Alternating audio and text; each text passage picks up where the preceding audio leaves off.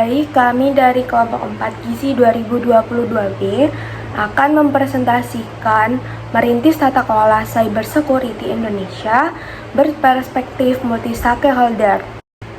Berikut nama anggota dari kelompok 4 Gizi 2022B. Yang pertama ada Fitratul Maghfirah dengan NIM 044, Zakia Sahila Safani dengan NIM 054, Atala Azaria dengan NIM 055, Azahra Awalina Maulidia dengan NIM 057, dan Audi Febiola dengan NIM 059.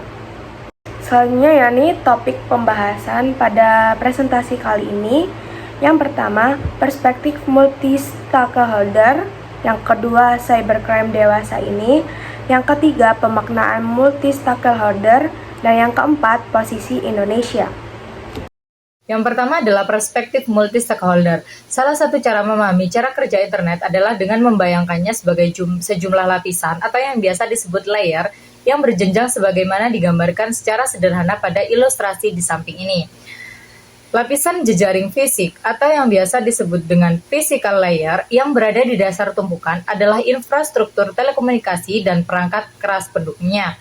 Lapisan ini memungkinkan setiap perangkat komputer untuk terhubung dan saling berkomunikasi, sepanjang memang menggunakan standar protokol aturan yang sama. Untuk itulah, maka pada lapisan di atasnya ada lapisan jejaring transport yang notabene fokus pada penentuan standar teknis protokol seperti TCP atau IP, DNS, dan sebagainya. Standar teknis tersebut kemudian menentukan bagaimana cara aplikasi dan konten dihantarkan dari satu titik ke titik lain dalam jejaring tertentu. Lapisan jejaring aplikasi pada bagian puncak juga menentukan standar aplikasi dan konten yang dapat digunakan dan dinikmati oleh pengguna akhir. Setiap lapisan ini bekerja secara mandiri. Dengan kemandirian ini digabung dengan standarisasi ketat dari berbagai protokol yang menjadi ciri khas internet, membuat internet menjadi jejaring yang dapat diperluas dengan pengelolaan yang khas. Dalam pengelolaan internet, sudah jamak apabila pelaku bisnis telekomunikasi dan internet akan melihat tata kelola internet melalui kacamata pembangunan infrastruktur teknis. Akademisi komputer dan bahasa pemrograman memberi perhatian kepada pengembangan standar dan aplikasi yang beragam. Pegiat hak asasi manusia (HAM) dan organisasi masyarakat sipil (Civil Society Organization) memandang tata kelola internet dari perspektif kebebasan berekspresi, privasi, dan hak asasi manusia.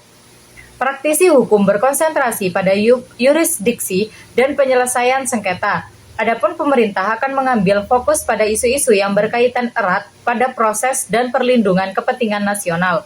Sementara itu, pelaku bisnis online akan melihat tata kelola internet dari sudut pandang keamanan transaksi online dan menganalisis profil pengguna atau pengunjungnya. Selanjutnya, kemudian sejumlah isu utama tersebut diklasifikasikan ke dalam 5 keranjang aspek, yaitu yang pertama adalah jalur infrastruktur dan standarisasi, yang kedua jalur hukum, yang ketiga jalur ekonomi, yang keempat jalur pembangunan, dan yang terakhir jalur sosial budaya. Kemudian sejumlah isu utama tersebut diklasifikasikan ke dalam 5 keranjang aspek, yaitu yang pertama jalur infrastruktur dan standarisasi, yang kedua jalur hukum, yang ketiga jalur ekonomi, yang keempat jalur pembangunan, dan yang terakhir jalur sosial budaya. Yang selanjutnya yaitu cybercrime dewasa.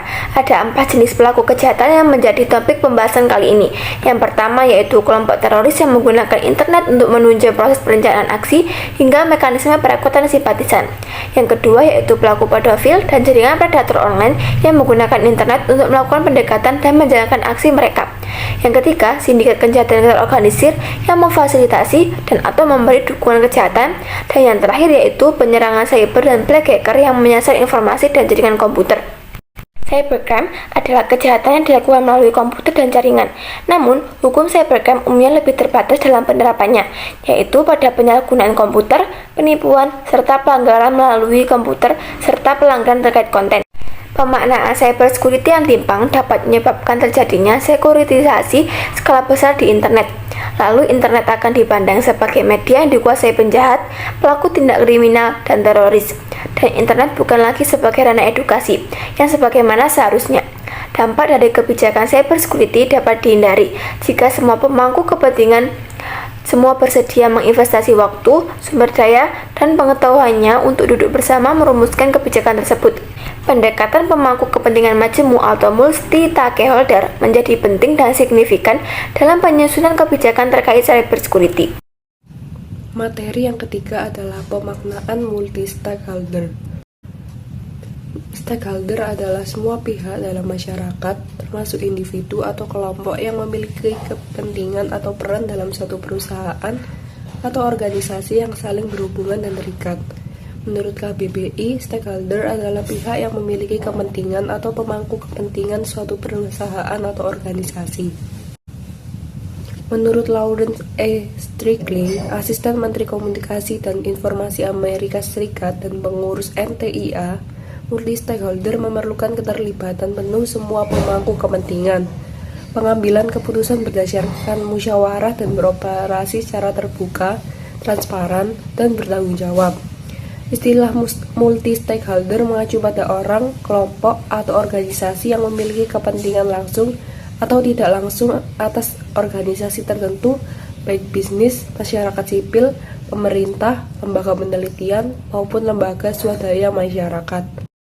Jika mengacu pada siapa pihak yang menyusun, mengawasi, dan menegakkan aturan atau standar, ada 4 bentuk sistem tata kelola atau governance yang berlaku, yaitu yang pertama, regulasi tradisional, adalah regulasi yang dikembangkan, diundangkan, dan diberikan oleh pemerintah di tingkat nasional, baik sendiri ataupun bekerja sama dengan pemerintah lain. Yang kedua adalah koregulasi, yaitu perlibatan bersama pemerintah dengan sektor swasta dalam sejumlah proses regulasi di mana pelaku pasar mendapatkan pendelegasian tugas untuk membangun standar dan menerapkan sanksi atas terhadap sektor publik yang tidak tunduk pada standar atau aturan yang telah ditetapkan. Yang ketiga adalah swaregulasi industri, yaitu ketika sektor swasta secara mandiri mengembangkan standar teknis dan praktis yang terbaik. Hal ini berlaku umum dalam mengembangkan standar dalam inovasi teknis. Yang terakhir adalah regulasi oleh pemangku kepentingan majemuk atau multi-stakeholder. Sistem ini mendorong adanya perlibatan yang dari sejumlah pemangku kepentingan yang beragam untuk menegosiasikan dan membangun kerangka kerja regulasi tertentu. Untuk menentukan kelayakan suatu proses dalam kemitraan yang bersifat multi-stakeholder dapat dilakukan beberapa cara, yaitu dengan yang pertama, menghargai kompetensi dan kultur masing-masing mitra atau partner atau pemangku kepentingan atau stakeholder. Yang kedua, adanya pendefinisian peran yang transparan dan dapat diandalkan dari setiap stakeholder. Yang ketiga, kapabilitas atau kemampuan dari para stakeholder untuk turut serta dalam proses dialog. Yang keempat, keterbukaan di antara sesama stakeholder. Dalam menentukan kelayakan suatu proses multi-stakeholder, yang tak kalah penting adalah tentang efektivitas dan efisiensi proses. Efektivitas adalah tentang kapasitas atau sumber daya yang digunakan untuk mencapai tujuan. Sedangkan efisiensi adalah kemampuan mencapai tujuan dengan cepat dengan hasil yang diharapkan dengan kapasitas yang ada. Alasan penggunaan pendekatan multi-stakeholder adalah untuk yang pertama, menciptakan suatu wadah untuk membangun konsensus dan kepercayaan di antara para pemangku kepentingan yang beragam, termasuk perempuan dan kelompok rentan. Yang kedua, meningkatkan kualitas dan kredibilitas penilaian diri dari multi-stakeholder. Yang ketiga, mendorong kepemilihan bersama antara pemerintah dan masyarakat sipil. Dan yang keempat, meningkatkan transparansi dan akuntabilitas. Untuk proses multi-stakeholder sendiri dapat dilihat pada gambar. Untuk penjelasan proses multi-stakeholder, sumbu tegak kiri atau merah menggambarkan peningkatan kecepatan proses atau speed. Kualitas partisipasi sangat tergantung pada jumlah, kualitas, dan keberagaman mereka yang berpartisipasi. Semakin berkualitas stakeholder yang terlibat, titik pada panah hitam horizontal semakin ke kanan. Maka, proses mengambil keputusan akan semakin membutuhkan waktu. Adapun sumbu tegak kanan atau biru merupakan tingkat legitimasi. Semakin berkualitas stakeholder yang terlibat, maka proses mengambil keputusan akan semakin absah atau legitimate.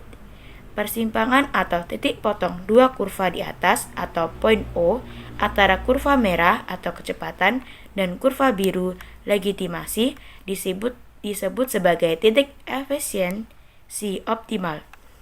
Kotak hijau persegi di sekitar titik potong tersebut dapat dianggap sebagai zona efisiensi. Adapun kotak coklat persegi yang lebih besar disebut sebagai zona efektivitas, menunjukkan bahwa proses tetap efektif, tetapi tidak efisien. Di luar kedua kotak ini, dapat dikatakan bahwa proses berjalan tidak efektif dan tidak efisien. Baik, yang terakhir yakni posisi Indonesia. Serangan cyber di Indonesia. Badan Cyber dan Sandi Negara atau BSSN mempublikasi laporan tahunan berjudul Monitoring Keamanan Cyber untuk tahun 2021. Nah, dalam laporan tersebut terungkap bahwa ada lebih dari 1,6 miliar anomali trafik atau cyber attack yang terjadi di seluruh wilayah Indonesia sepanjang tahun 2021. Namun, pada tahun 2022, anomali trafik atau insiden serangan cyber di Indonesia turun dibandingkan tahun 2021. Kepala BSSN, Hinsa Siburian, mengatakan dalam paparannya, total anomali trafik sepanjang 2022 mencapai 976.429.996 kali. Selanjutnya yakni Global Cybersecurity Index atau GCI. Badan Cyber dan Sandi Negara atau BSSN mengungkapkan bahwa Indonesia berada di peringkat ke-24 dengan skor 94,88 pada Global Cybersecurity Index yang terakhir dirilis oleh International Telecommunication Union atau ITU pada tahun 2020. Nah, pemeringkatan GCI tersebut secara internasional diikuti oleh 194 negara di seluruh dunia.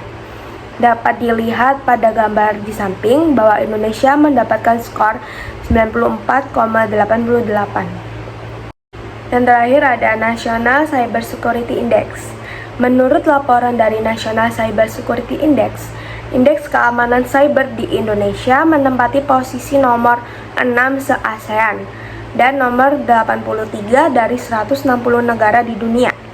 Mengutip data Box, NCSI membuat indeks penilaian tersebut berdasarkan beberapa indikator.